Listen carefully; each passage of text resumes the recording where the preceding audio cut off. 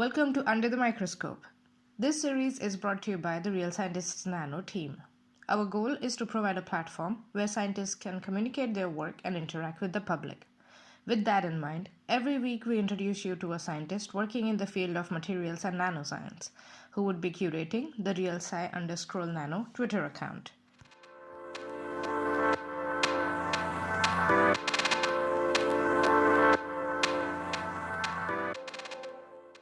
Hi everyone. Today we have with us William Brant, who is an assistant professor at Uppsala University in Sweden. Hi William, how are you doing? I'm great, thanks. How are you? I'm good. Looking forward to taking a deeper dive into your science and everything to know about you as a scientist. Well, almost everything. Um, let's start by talking about your scientific journey, your scientific career so far. So, how did you end up where you are now as an assistant professor at Uppsala University? Tell us. Yes, so this is quite a long and interesting story with many branches of potential paths I could have taken but never did. So to tell this in a nice way, I should start at the beginning, which is in my childhood, where I really had this big obsession with minerals and gemstones, crystals in general. It sounds a bit silly, but I did have a rock collection, and a rather expensive one. That I was very proud of. I'm pretty sure my parents still have it. But that's really where my fascination with science came from. It was looking at the beauty and the symmetry in the natural world. And so subsequently in high school, I studied a lot of science and mathematics. But at that point, my parents, with a keen interest in me having a good future, were pushing me really strongly towards studying economics and commerce. And so subsequently, when I went to university, I did a double degree of science and commerce. And while I had this general interest in science, there wasn't a particular area that really grabbed me until the final year of university, when I studied solid state chemistry and crystallography, and rediscovered, I should say, my love of crystals, which I had from a very young age. And so really suddenly this childhood obsession was reignited. I ended up dropping the commerce side of my degree, much to my mother's disappointment, and went headlong into doing a PhD on using X-rays and neutrons to study lithium conduction in solid state materials. So this was the first real sort of break path in my career pathway. But during this time, for the first time, I had really the freedom to sort of ask questions and do research and explore different things in my own way. And I really loved this. I traveled the world. I got to visit synchrotron light sources in Germany, in Japan, in the UK, also in Australia. But at the same time, I was exposed to teaching at the university and got very engaged in outreach activities. And I really loved this. I really loved engaging with the public. And that was where I moved from being this very shy and withdrawn like nerd to really actually being quite sociable. And consequently, because of my engagement in teaching, at the end of my PhD, I applied for a pedagogic research position at the University of New South Wales and was offered that position. But at the same time, something else had happened, the seeds for which were planted 2 years prior. And that was when I was at a conference, of all places, on Jeju Island in South Korea. I met a researcher from Uppsala University who was developing devices for studying battery materials using neutron diffraction, similar to what I was doing in my PhD. And I was really inspired by his work. And I said, I want to come and visit your lab and see how you do things. So I got a scholarship to go and work in Karlsruhe in Germany, first of all, but also went and visited the lab in Uppsala University, where I met for a very brief moment Professor Christina Edström, who is head of the battery activities here at Uppsala University. And I must have made a good impression, because then she offered me a postdoc position here in Sweden. And so at that time, I then had this pedagogic position and the offer of a postdoc in Sweden. And so I said, okay, these offers, they don't come up very often. I have to take it. And so that was the second really split in my career. And I went completely into research. And the way I decided is I thought, if I never look at another crystal structure again, how would I feel? And I felt very sad. So, of course, I had to come over here to Uppsala. And so I did that. So then I started my postdoc, and now 5 years later, I'm an early career PI. I'm building my own group, and I'm in 2 weeks about to apply for a permanent position here. So that is, that's the story so far. Wow. Wow, that's quite a journey you've had. That is so cool. From childhood having this rock collection to now building your own group and applying for a permanent position in academia. And I I really like how you made the decision of taking this postdoc position. How would I feel if I never look at a crystal structure ever again? And that made you sad. That shows you are a scientist at heart. And Yeah. That's really cool. I'm sure you made the right decision. I'm glad that's how Yeah. it worked out for you. That is so cool. Um, coming from this very science and commercial, the economic and all this background, now you're doing hardcore research, if I may call it, hardcore materials on nano research. Yeah. So where does your current research fall in this big picture of materials or nanoscience? Where does it fit in? Yeah, so that's an interesting question, because I am in battery research, which is inherently a very multidisciplinary field. So the way I describe where I fit into this bigger picture is based on my background. So by training, I am a chemist who has specialized in crystallography. So consequently, my work today is focused on using X-rays and neutrons to study the atomic structure of functional materials, specifically how materials form during synthesis, how the crystallization process happens, and understanding that at a chemical level, and then subsequently how these materials change during use, so in a battery or in an electrochemical device. So my research group is focused on building these devices that enable us to study the structure of materials undergoing change. That's kind of the general description. And these materials, the material classes that I really focus on, are Prussian blue analogs and rock salt derived metal oxides, which is a class of materials that most battery materials fall under. Okay. Wow, that is so cool. And I hope you will show us all these devices and the pictures and the videos, and also show us around the lab when you're curating from the Real Scientist Nano Twitter account. So, William, it sounds to me that not just right now, but you have been involved with in a lot of interesting research projects. And this question is a difficult one. I know it before even asking this. Can you pick one research project that you're most proud of, or the most fun or quirky one? I know all your research projects are close to your heart and dear to you, but if you have to pick one, could you pick one and explain it to us in simple words in the section we call In Other Words? Yeah, it is a hard question, and I had to think about this for some time to really decide what I wanted to talk about. But I decided to take the easy way out, in a sense. And the work that I mean, to this day, still the most proud of, because it's still kind of growing and ongoing, is the work that myself and my colleagues have done in coming up with a new way of synthesizing Prussian white, which is a cathode material for sodium-ion batteries, patenting that work, that synthesis, and then subsequently creating the spin-off company.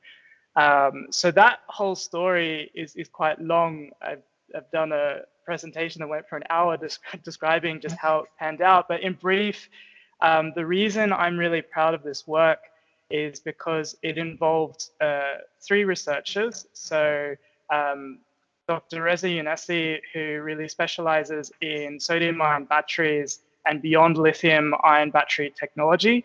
His PhD student, Ronnie Morgensen, who is a pretty classic chemical engineer, sort of the do first, ask questions later. And then myself, a materials chemist and crystallographer. So we are 3 people with very different backgrounds, very different ideas about what is important. And we worked together to come up with this new synthesis method and scale it up. And I think I'm proud of this because to me, it really shows the power of collaboration and collaborating in diverse teams. And I mean, naturally, because we are all very different and we have very different ideas about what matters and what's important, we very rarely agree with one another. But I think this clash of ideals is what leads to the most groundbreaking discoveries.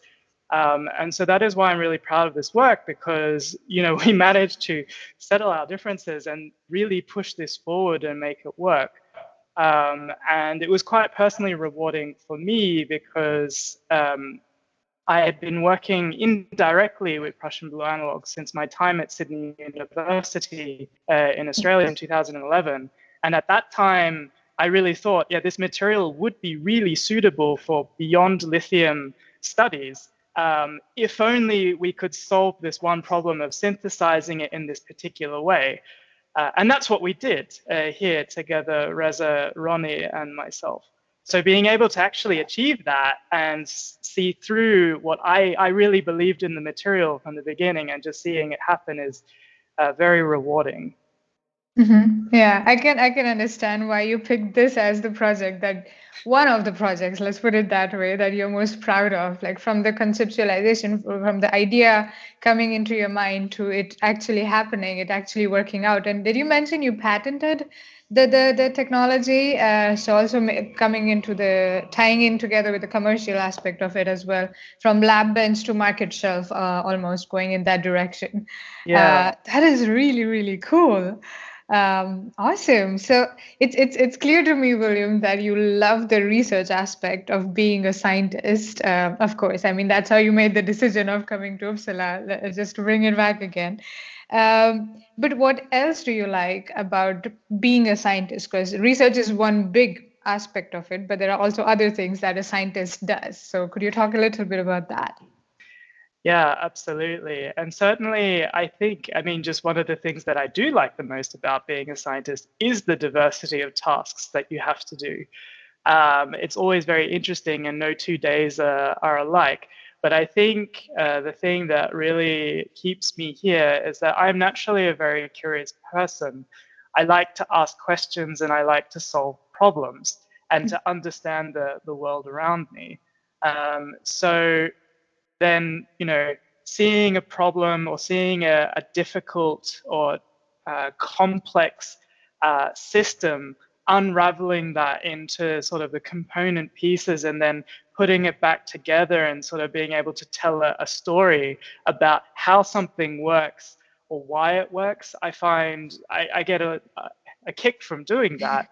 And consequently, being able to communicate these things to different people, I really enjoy that aspect too. So therefore teaching, some people see it maybe as a chore that you have to do as an academic, but I really enjoy it because it is, you know, it's an opportunity to talk about the things that I really find fascinating about science. And so I really enjoy talking to, I guess, people of all backgrounds and ages, not just university students or my PhD students, but also people, kids or other adults who are not necessarily in science. Just being able to share the excitement that I have is an aspect of being a scientist that I really enjoy. Okay, that's really nice. I'm glad we have scientists like you who are active researchers at the moment, because we need people like you who enjoy it, you enjoy the teaching, enjoy the outreach aspect of it, and enjoy the diverse works or tasks that come with being a scientist, while enjoying the research, of course. That's always, it's at the core of you being a scientist, of course. So you mentioned you also enjoy speaking with the young adults or kids. And if so, the next question that I have for you, you can answer it in two ways. So one, like, it's about an advice. So if you were to go back in time and start your scientific journey, what advice would you give yourself, or what advice would you give to the kids or the researchers who are starting out now, like today? What would be your advice? So advice that I have given to students who are really interested in research and interested in maybe the path that I have followed is, of course, the old saying, it's not what you know but who you know. So that is I mean, there's no two ways around it. It's how I got my position here in Uppsala. And I mean, science is naturally a very collaborative pursuit. So the more you interact with other researchers and the more you sort of network, the more opportunities you create for yourself. And I think that was one thing that was very important to me, was to keep an open mind about where I could possibly end up. And so by networking and being flexible about where I wanted to go, but that naturally leads to a big challenge for many researchers that they have to face. And it's by no means been the most difficult for me. I'm sure it's been hard for other people, but I had to relocate to the other side of the world. And so subsequently, I had to make a lot of sacrifices to pursue my passion. And so in that sense, academia is quite a rough gig. And so in order to really keep myself going each day, I have sort of, you could call it like a cornerstone that I remind myself of, like why I'm here, why do I really enjoy this, really understand what your passions are and why you're really following through with this pathway. Because I think if you have that, if you go into science saying, I'm doing it because I love the work, because I either love being in the lab and tinkering around, or I love engaging with people or talking about science, if you really know what interests you, then that will, it will help you direct where you want to go. It may not necessarily be in research. It may end up being in science communication instead, and that's a completely fine field to go in as well. There are a lot of science or research related fields that aren't just becoming a group leader. And if you really stick by what you know your passions to be, you'll eventually find the right place for you. Because you might be somewhere and be like, I'm unhappy, why am I unhappy? Remind myself, why am I doing this? And then you find that actually that's not there anymore. It's time to find something else. So this is, yeah, it's tough because of that, because there's uncertainty and so forth. But if you really stick by what is important to you, then you'll find yourself where you're meant to be.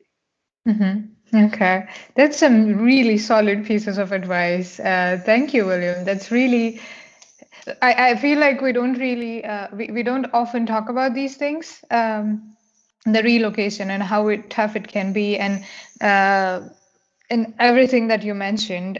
So thank you for voicing that. Thank you for putting it in words in a very nice way, in a form of an advice. Thank you very much for that.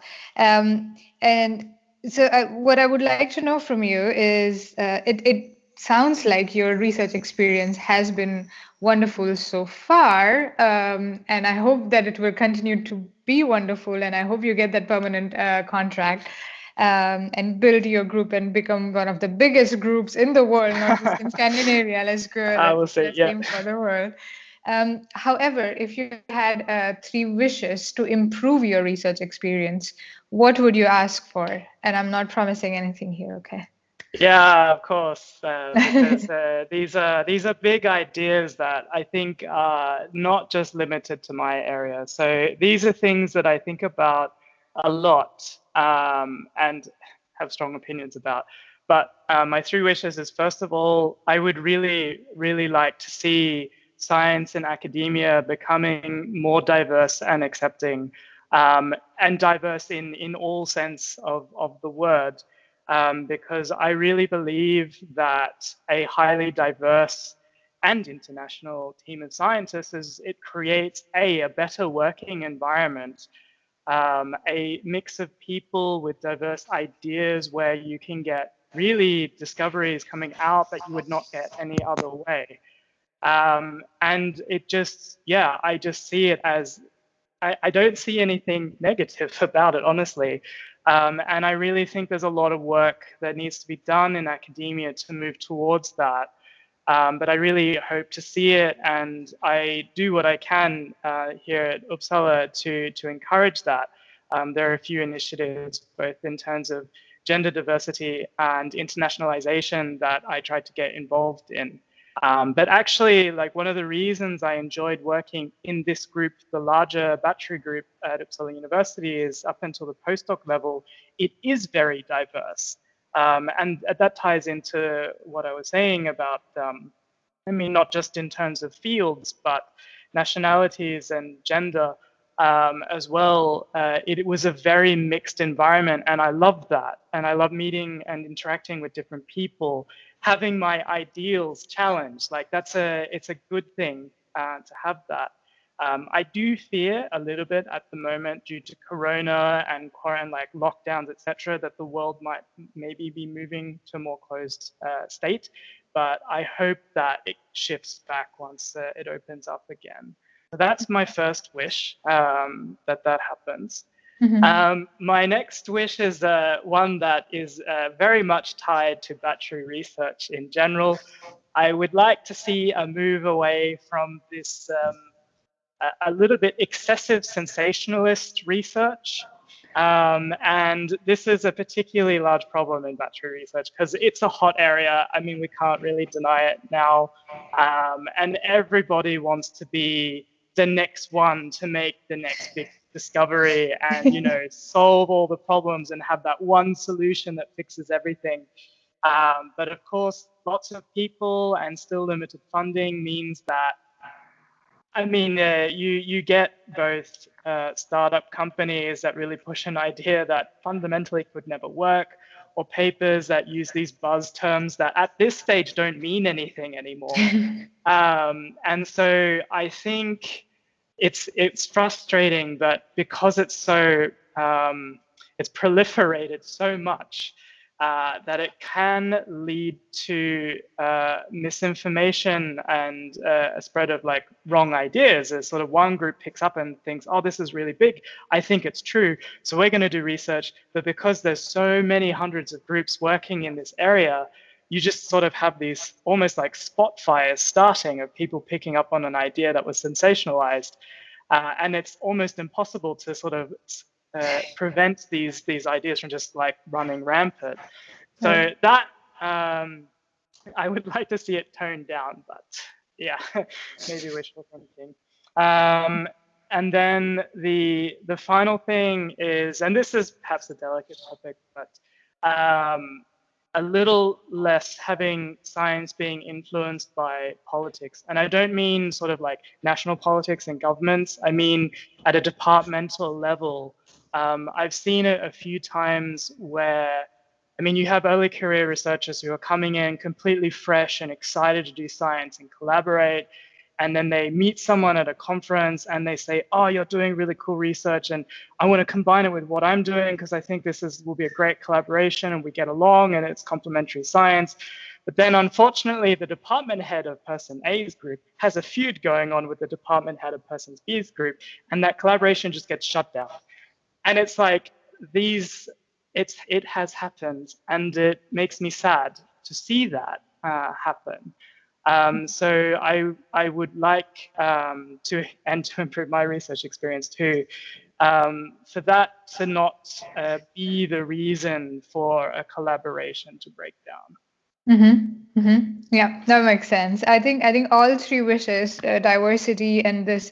What was the term that you used for the second one? Oh,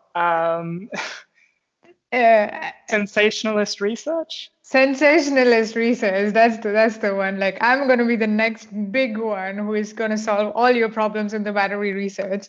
And the third one, absolutely. Again, thank you for bringing this up because we don't talk about this enough. Not the politics in the sense, but the politics coming in the way of good collaborations and science in general. That is something that we don't talk about. Openly, and like the ego is getting in the way of science. That's like the worst thing ever, and we It should is. definitely be a bit mindful about making sure that this is not happening. And if we are doing it, then question ourselves and be challenged that are we what why did I make that decision to shut down a project, or why did I not initiate that collaboration, or just keep science at the center of all your decisions. Let's just go with that. Yeah, That's what I think. that is my wish, yes. Yeah. Well, I hope, like, I can't grant all your wishes like this with a snap of my fingers, but I would like to believe that we are working towards Yeah, achieving all three of these to a certain extent. yeah. Um, And I and think, yeah, yeah, go ahead. I think by talking about it is a way to sort of initiate change. At least I hope so. Yeah, absolutely. And you are an active researcher you are the early career researcher now. So if you are thinking about all these things, I'm sure the future is in good hands of research, of science in general. So thank you for expressing those wishes and voicing and talking about things that we don't usually talk about, but they're always in the air. Everyone knows that these things are happening, but no one is actually addressing the elephants in the room, if that Yeah. is the way of saying it. Yeah. So thank you for being brave there. This has been wonderful, William. But before I let you go, one last question that I want to ask you, and that is about so the year 2020 was interesting to say the least, and it seems to be spilling over in 2021, well into 2021. We are almost at the midway point of 2021. What are your learnings from the year 2020? Yeah, so this is it. Obviously, everything has been turned upside down. And subsequently, I've been forced to really reflect on things because of the situation we find ourselves in. So there are two things I've learned, and one is the importance of taking the time to slow down and reflect, whether that is intentional or forced upon you. But because I was kind of put in a situation where I couldn't do anything except sit at home and maybe write some papers, I took the time to reflect on the research that I did or have done, tried to define my own research field a little bit, think about what was important, and also take the time to rest. Because pre-pandemic, I was traveling a lot. There was a period of time of 3 months where I was not in Sweden for more than a week before I was going somewhere else. And that over time, it can take quite a toll on your mental health, not necessarily, or even you're impacting on your sleeping habits. So that reflecting on that and the good things that have come, silver lining to the pandemic, I guess. But also the past year has really taught me just how important people are in my work and interacting with others. I really enjoy having scientific discussions with others. This used to happen here in Uppsala. We have we have a coffee table that we all gather after lunch or in the morning, and we usually have discussions and like ad hoc scientific discussions there. That's just gone. There are digital discussions, but it doesn't happen as naturally. It also taught me to really appreciate those closest to me as well, because of course in academia, if you're just caught up in the flurry and the rush of work all the time, you can kind of forget your friends and family around you who are really supporting you. And being forced to slow down and stop has made me think, yeah, I miss my family back in Australia. and my friends. And yeah, I guess it shouldn't take a pandemic to make me think about this, but it is still an important thing to take away from the last year. Right, right. Wow, that's quite a lot of things. And I'm happy to hear that there is a silver lining to it. You did put a positive spin on the year 2020 to define your research direction, to recalibrate, so to say, where are you going in your life with the friends and family, and also with the research direction that you want to follow. Just reflect and rearrange life, so to say, Yeah. overall in a broad sense. So thank you for sharing that. As I said, this has been wonderful, William. Your science is really, really cool, and I really hope you get that permanent position. I have my Me fingers too. crossed for you. Looking forward to having you on Real Scientist Nano. Thank you very much for speaking with me. And thank you very much for having me. I'm very much looking forward to it.